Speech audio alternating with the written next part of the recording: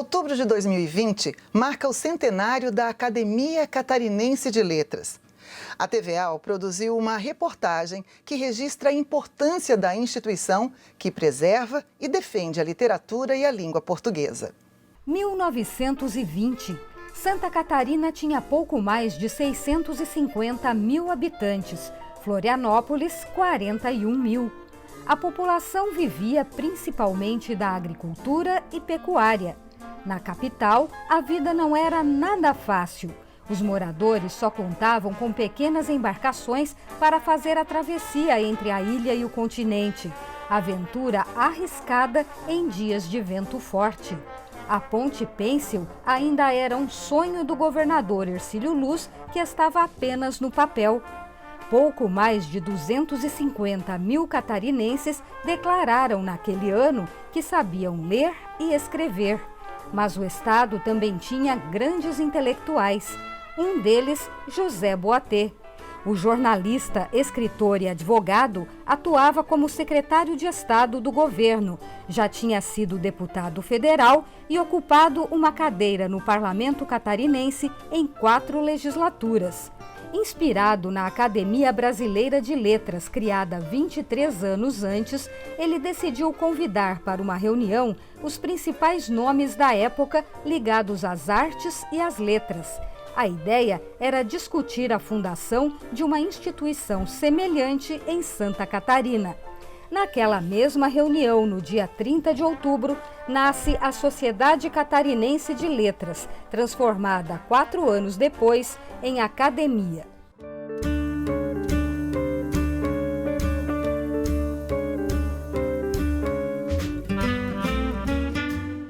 A reunião que decidiu pela fundação da entidade foi notícia de capa do jornal O Estado, no dia 3 de novembro de 1920. 6 meses depois, o estatuto é aprovado e a diretoria registrada.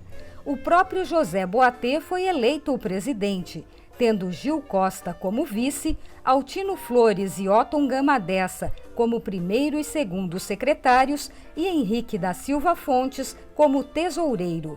No dia 15 de novembro de 1921, o prédio da Assembleia Legislativa sediou a instalação oficial da mais antiga instituição literária do Estado, formada por defensores da literatura e da língua nacionais. O grande objetivo é defender e cultuar a língua nacional e a literatura brasileira, com especificidade para a literatura aqui do nosso estado, onde ela atua. Através de estudos, através de posicionamentos, através de criação de obras literárias, e de obras que trabalham a questão da língua.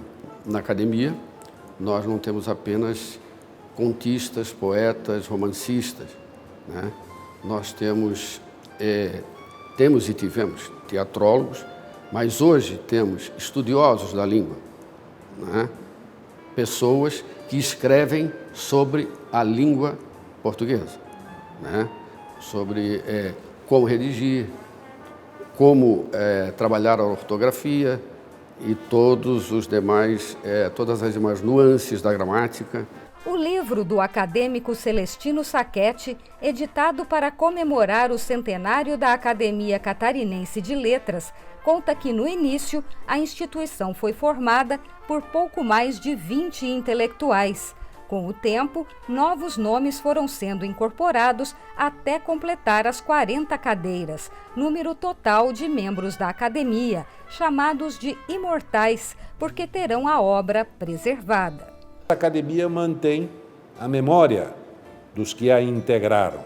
Então, periodicamente realiza ou uma sessão pela passagem de 50 anos de posse, 50 anos de falecimento, ou 100 anos, 80 anos, enfim.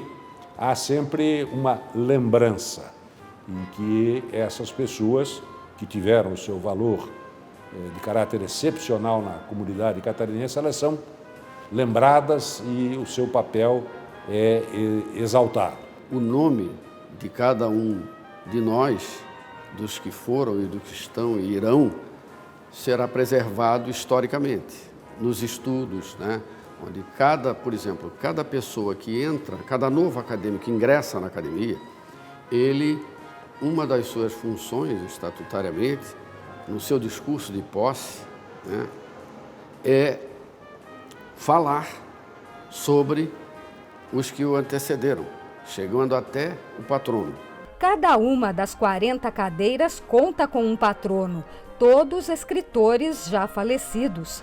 Entre eles, o poeta Cruz e Souza, o dramaturgo Álvaro de Carvalho, o jornalista Jerônimo Coelho, o médico e poeta Luiz Delfino e o militar, político e grande orador Lauro Miller, que foi membro da Academia Brasileira de Letras. Já para ocupar uma cadeira, o candidato precisa ter pelo menos um livro publicado, se inscrever e ser eleito por mais da metade dos votos, e não há remuneração para integrar a entidade. Uma cadeira só fica vaga com a morte do ocupante.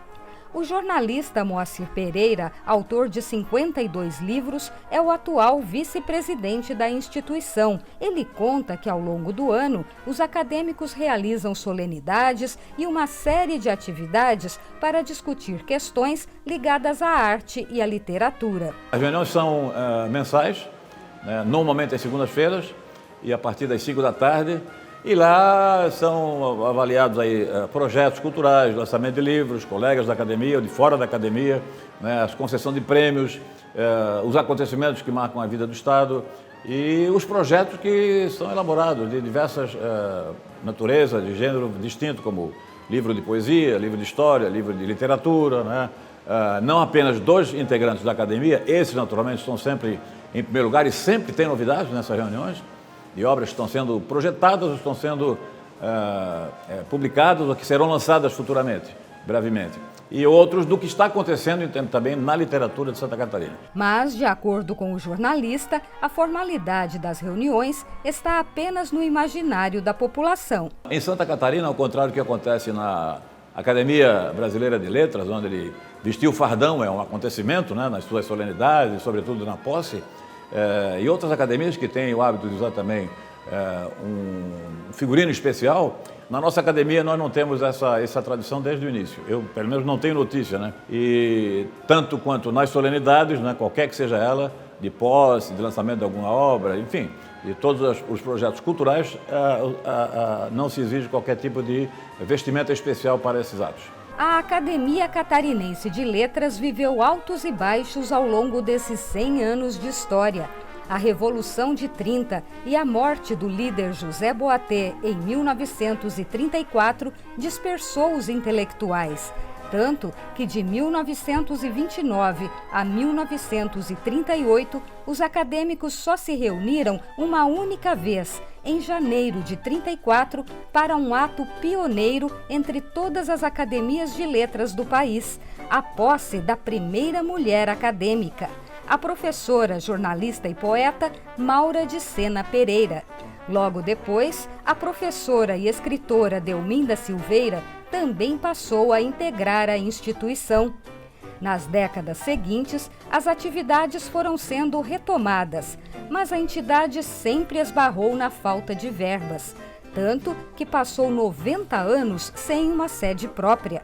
A Constituição Estadual de 1989 tornou obrigatório o apoio do poder público à academia.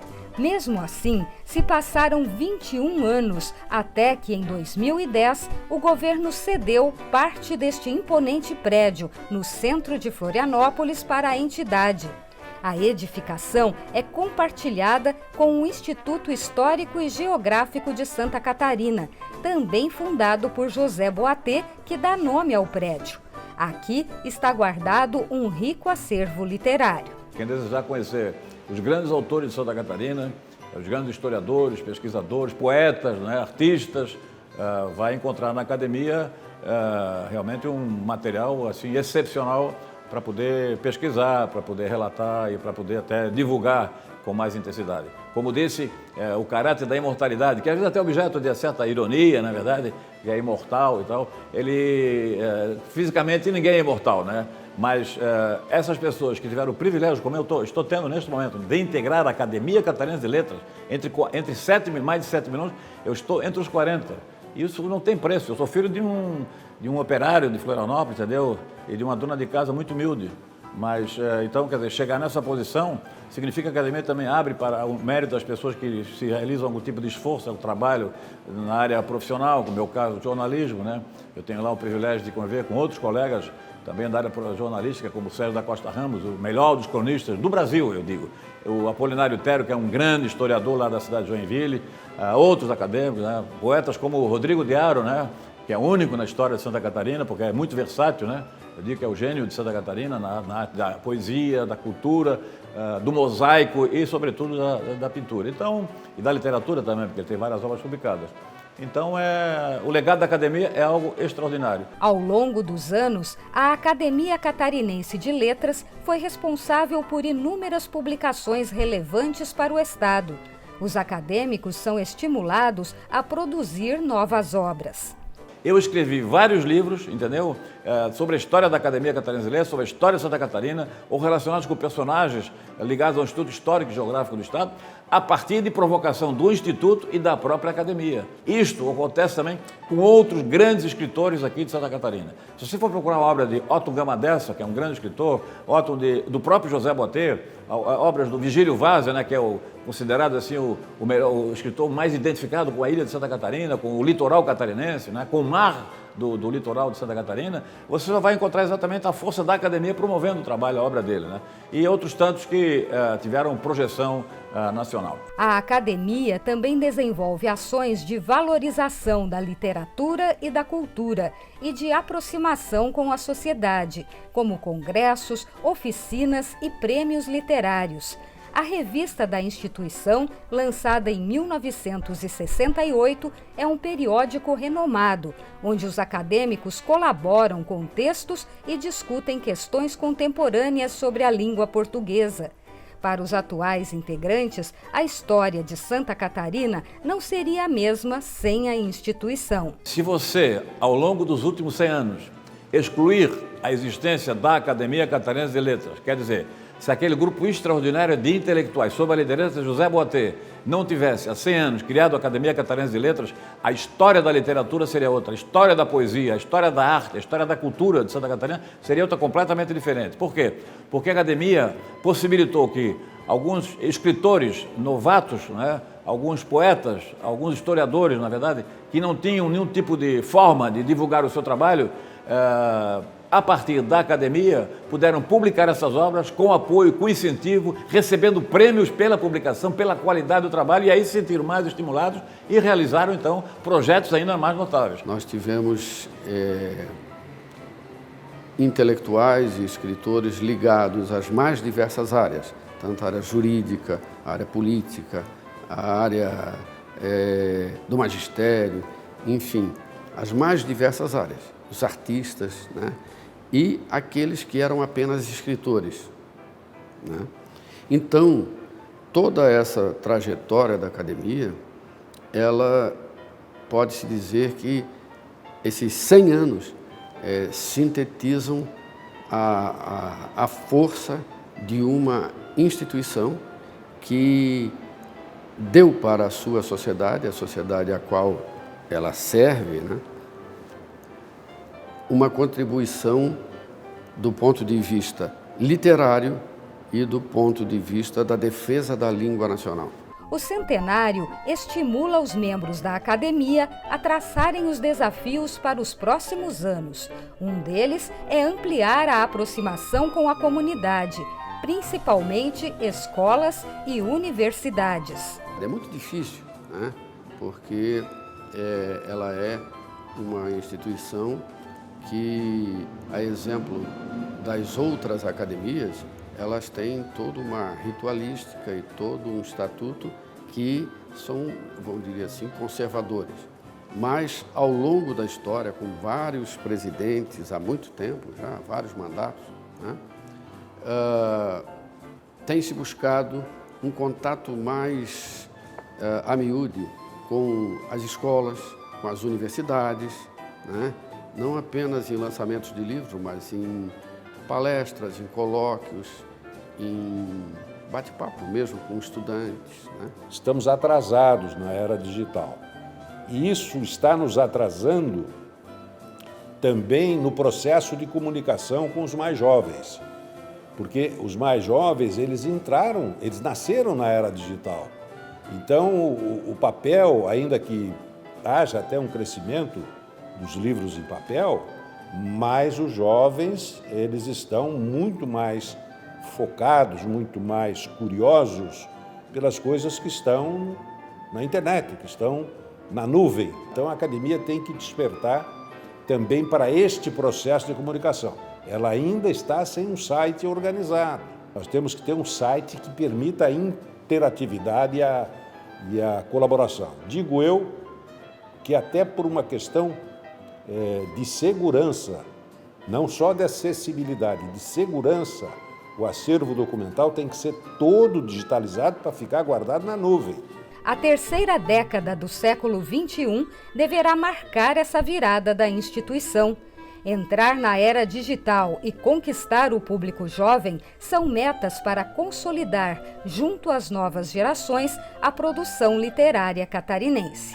A literatura, ela tem um papel fundamental, porque ela nos permite alçar outros voos, né?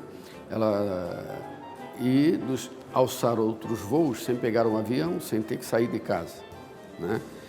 É o livro, é o texto, é o poema que vai nos permitir alçar esses voos. E ela é importantíssima por isso, porque ela vai possibilitar até que cada um de nós encontre um pouco do seu eu, encontre um pouco da sua paz, né? Nesse mundo conturbado que a gente vive. Seja ela vinda com o veículo que for, esse físico ou o e-book, né? Ou qualquer outro que venha a surgir, mas a essência, não o veículo, mas a essência, né? A obra literária é que vai permitir se alçar esses voos, vai permitir a nossa felicidade, porque a literatura, ela existe para isso, para nos dar, para nos proporcionar felicidade.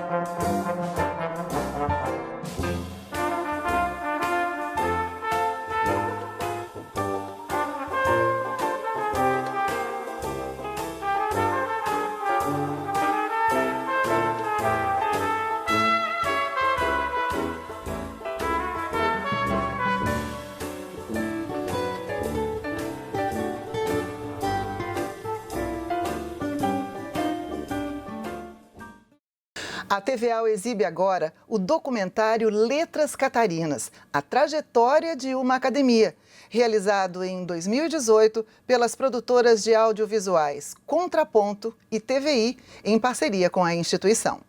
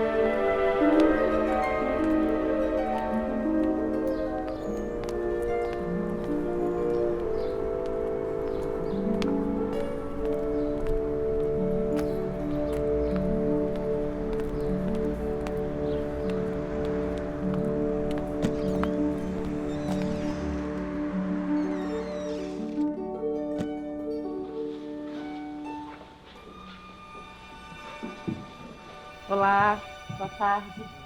Pode deixar minha bolsa aqui? Pode. Tá, vou dar uma olhada aí nos livros, tá bom?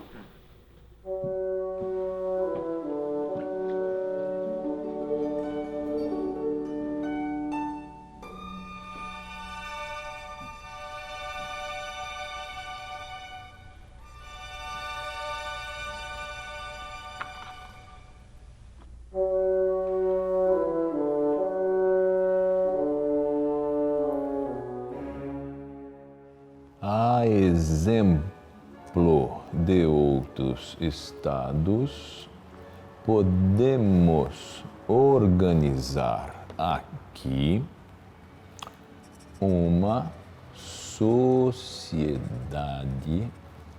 catarinense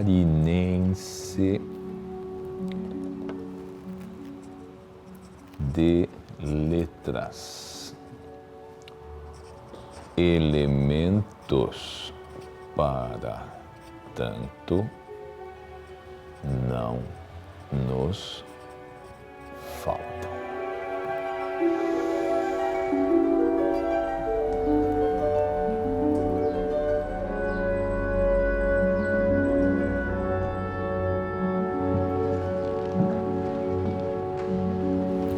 Desculpe-me.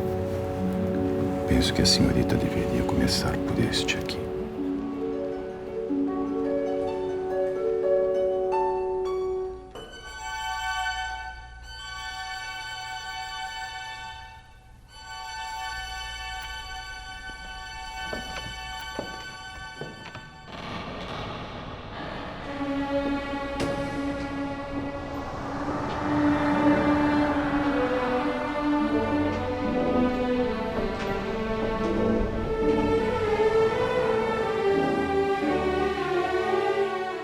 José Boatê foi bem-sucedido ao convocar um grupo de jovens intelectuais para criar a Sociedade Catarinense de Letras.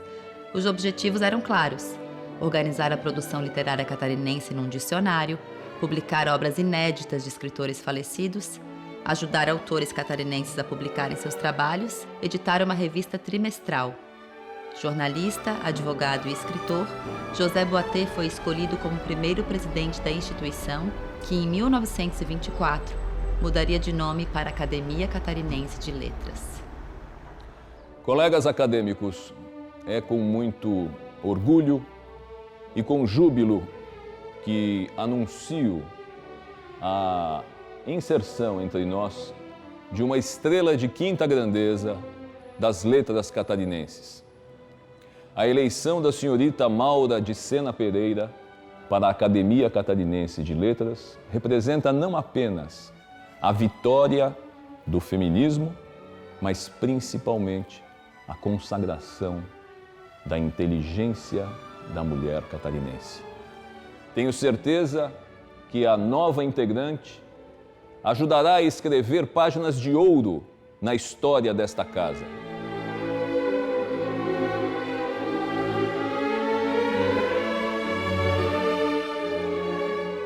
Eu venho para vós, com as mãos escorrendo a emoção fraterna que transborda da taça da minha alma. E com os olhos sorrindo, um poema de vaidade. A minha vaidade tímida de ser a primeira mulher que vem sonhar convosco o deslumbramento do vosso sonho.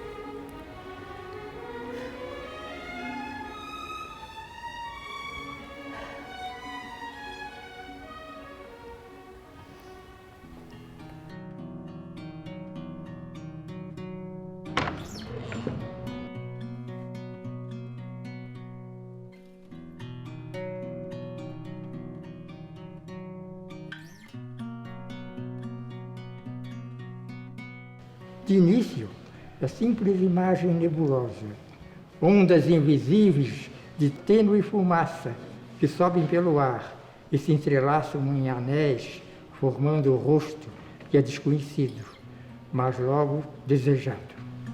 E nenhum sinal de Guarani, nenhum confirmou o rastreador, mas deve estar se reunindo em algum lugar por essas bandas.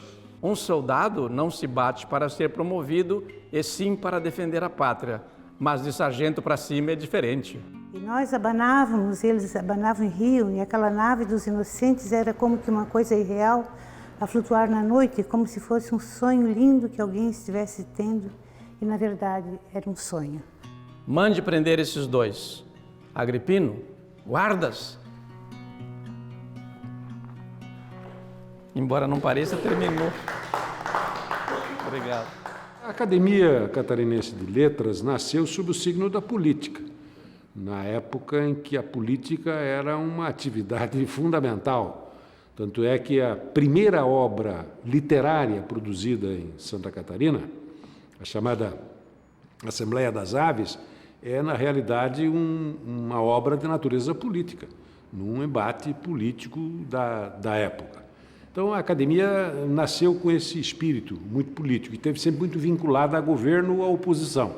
Então, nos momentos em que os simpatizantes da academia eram governo, ela teve muito progresso, ela progrediu muito. No momento em que havia um distanciamento, ela sofreu muito e teve até uma certa descontinuidade. Lá depois, pelos anos 30 em diante, 30, 40, ela teve uma crise muito forte, porque, não sei, o fato é que os dados estão aí para demonstrar, eu diria, este vazio.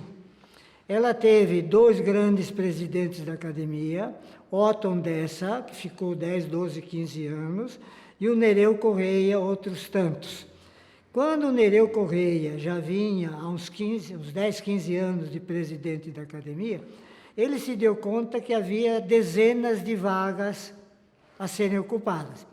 Ele tomou uma decisão corajosa. Ele simplesmente nomeou 15 acadêmicos, eu diria até contra o regimento. Não se olha para trás quando se parte de algum lugar. Assim, é mais difícil esquecer o que nos fez abandoná-lo. Eis que desperta e fim do sonho chega. Este problema de consciência é, contudo, muito mais profundo. Quanto aos agentes políticos, cumpre lembrá-los, mas suas ações e realizações só interessam a história na medida em que interferem na transformação da sociedade. Só a corações movidos pelos sentimentos é dado o privilégio de perceber. Ah, os poetas!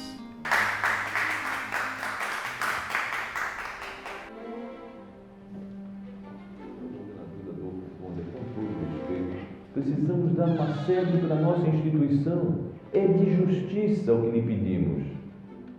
É impossível adiar ainda mais a construção de um prédio para a academia. E ali também será a sede do Instituto Histórico e Geográfico de Santa Catarina.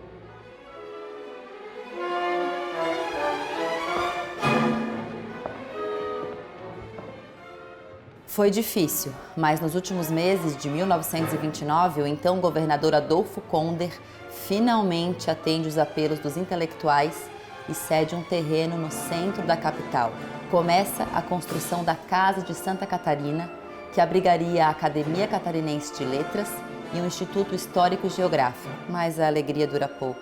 Com a Revolução de 30, o governo de Getúlio Vargas confisca o terreno. Alguns acadêmicos contrários à política da época deixam o Estado. Outros se afastam da literatura. E a Academia Catarinense de Letras sofre uma perda importante com a morte de José Boatê.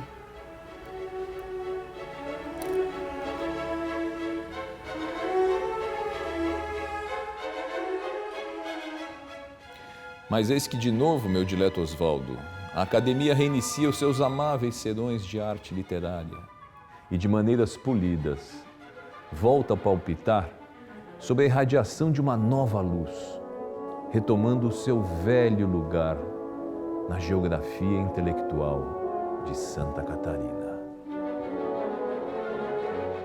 A partir dos anos 38, aquele período do Estado Novo, ela entrou um período de recesso. Pelo menos durante os anos 50 também não vimos a academia tendo uma presença no contexto cultural de Santa Catarina. Ela ressurge mesmo a partir dos anos 60.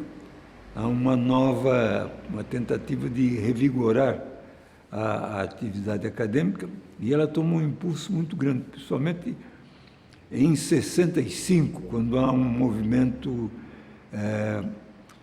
que coincide muito, inclusive, com a presença da universidade, a criação da Universidade Federal. É nesse momento que também há um movimento que revigora a atuação acadêmica, a atuação da academia no contexto cultural de Santa Catarina.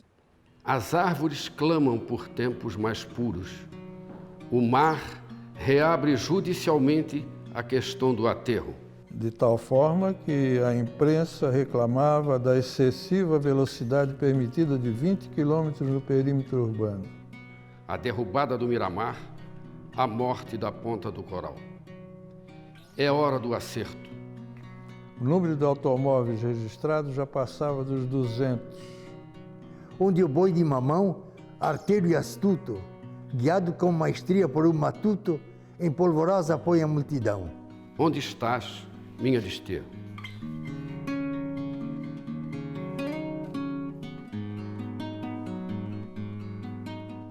O importante é a memória que fica.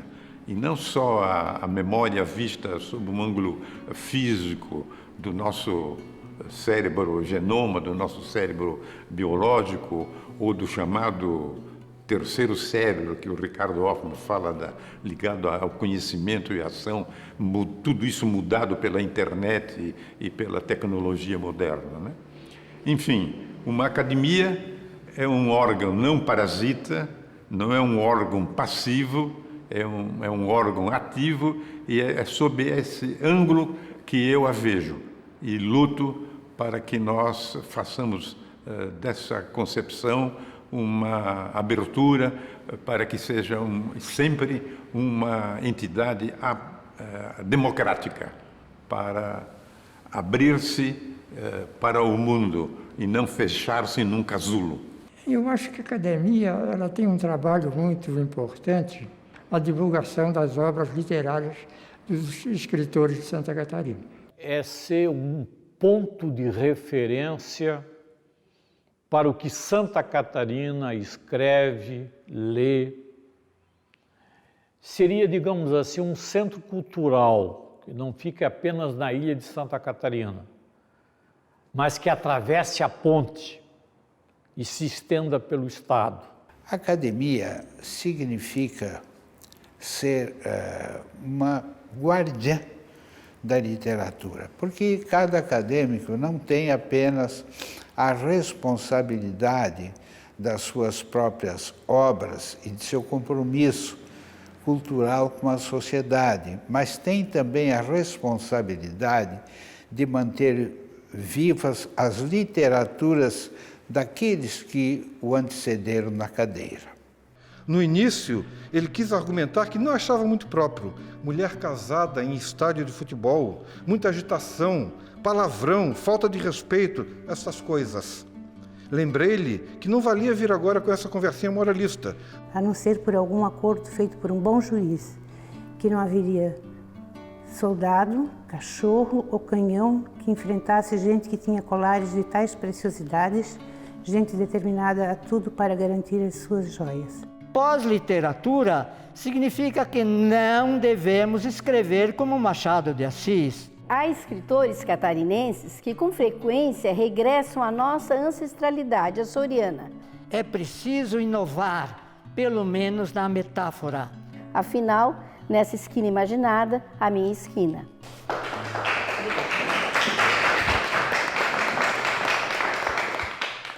As nossas mulheres, tivemos como a Castorina Lobo, que era uma mulher fantástica na poesia, né? A Deolinda da Silveira, a Maura de Sena Pereira, que para mim é uma grande poeta e uma mulher avançada no seu tempo.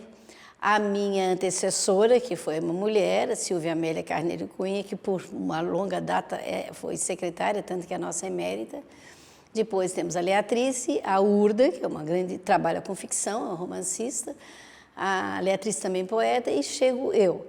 Então, quando eu entrei, eu pensei que eu estava entrando num âmbito machista. Mas, na verdade, eu não vejo hoje, enquanto membro da academia, eu não vejo assim. Essas mulheres, olha só. Depois da Maura de Sena Pereira, a academia abriu as portas para Delminda Silveira, que assumiu com 77 anos. Nossa, que maravilha!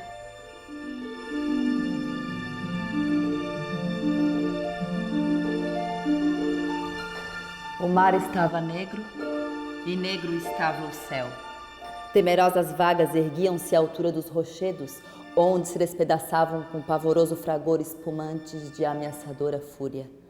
Impelidos pelo tufão, corriam no espaço escuros nimbos, semelhando enormes abutres pairando por sobre abismos insondáveis.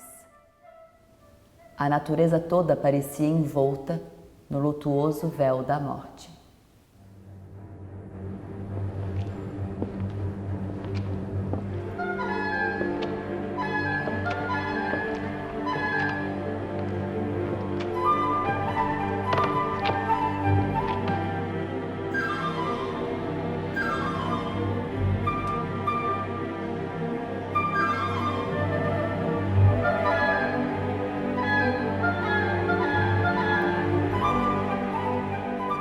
Quem olha o pessoal da academia hoje não imagina que durante uma década, entre os anos 40 e 50, aconteceu um embate cultural sério entre acadêmicos e jovens modernistas, depois conhecidos como Grupo Sul. Esse movimento trouxe o modernismo para cá. E curioso, boa parte do debate se dava por meio do jornal O Estado, o mais tradicional de Santa Catarina naquela época.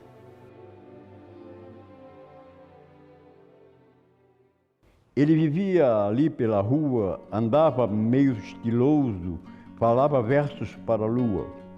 Velho berço de seda encarnada, sob o leque de sombras balança as ausências de uma criança que em Fuente Vaqueiros nasceu. O mar azul recebeu o velho amigo com as ondas marulhando, alegre saudação de boas-vindas. Um mar modificado quando a cortina fechou tudo que eu havia olhado. Uma instituição que nasceu de mãos dadas com a elite cultural e política de Santa Catarina, que sofreu reveses e que conseguiu criar uma identidade própria, que passou por inúmeras crises e que contou com intelectuais que garantiram o seu prestígio. Hoje, mais independente da política, a Academia Catarinense de Letras segue com a sua missão mais importante: valorizar a literatura catarinense. Porque tem que continuar esse valor da literatura, não da literatura típica regional, mas da literatura brasileira. Nós temos que olhar isto também. Se bem que a literatura nossa catarinense, ela tem um fundo nacional. Alguns livros, alguns autores são internacionais.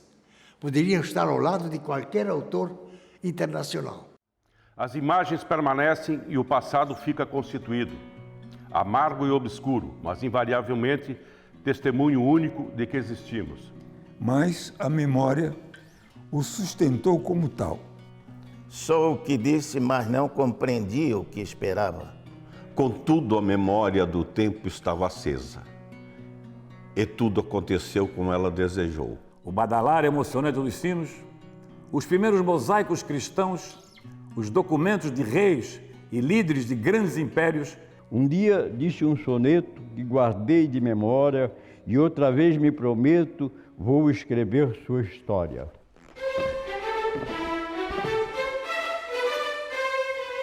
Em pleno século XXI, em tempos de comunicação digital, internet e redes sociais, como a Academia Catarinense de Letras pode continuar viva e atuante?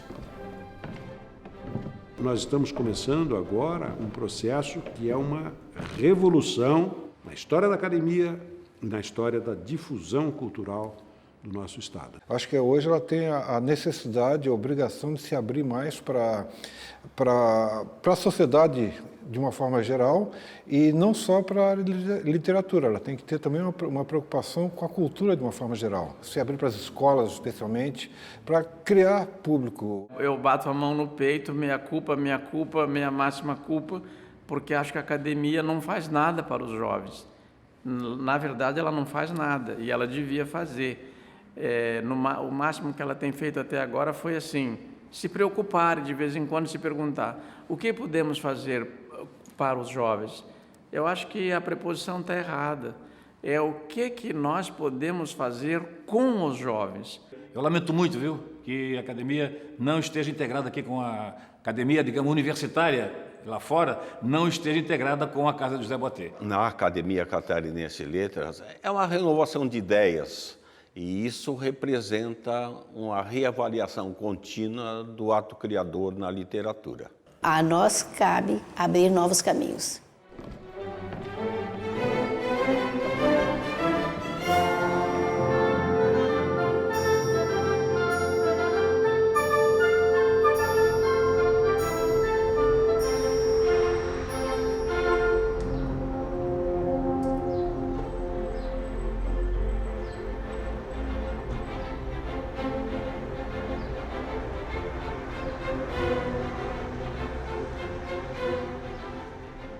O escritor, ele é um trabalhador da fantasia.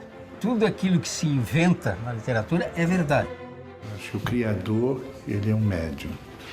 Ele segue um impulso que vem de fora dele, que é a emanação do mundo em que ele vive, das influências transcendentes que o guiam.